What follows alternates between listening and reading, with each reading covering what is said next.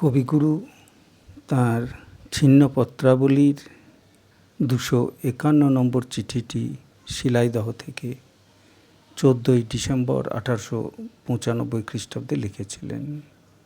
এখন সেটি পাঠ করছি।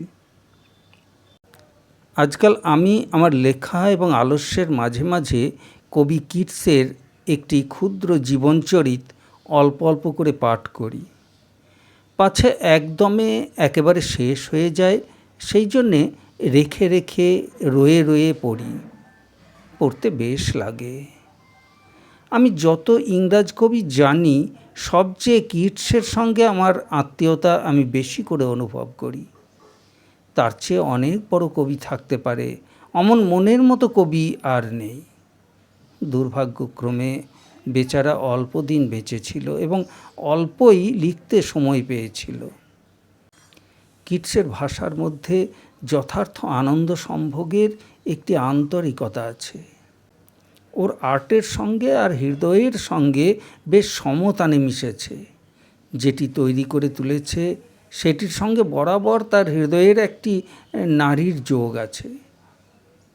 টেনিসন, সুইনবর্ন প্রভৃতি অধিকাংশ আধুনিক কবির অধিকাংশ কবিতার মধ্যে একটা পাথরে খোদা ভাব আছে।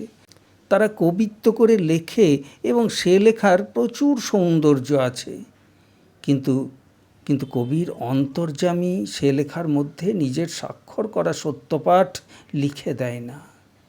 টেনিসনের মড কবিতায় যে সমস্ত লিরিকের উচ্ছ্বাস আছে, সেগুলি বিচিত্র এবং সুতীব্র হৃদয়বৃত্তি দ্বারা উচ্ছল রূপে পরিপূর্ণ বটে, কিন্তু তবু মিসেস ব্রাউনিংয়ের সনেটগুলি তার চেয়ে ঢের বেশি অন্তরঙ্গ রূপে সত্য।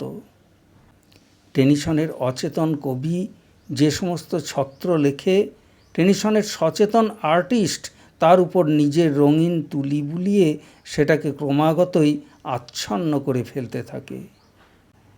কিটসের লেখায় কবি হৃদয়ের স্বাভাবিক সুগভীর আনন্দ তার রচনার কলানৈপুণ্যের ভিতর থেকে একটা সজীব উচ্ছলতার সঙ্গে বিচ্ছুরিত হতে থাকে।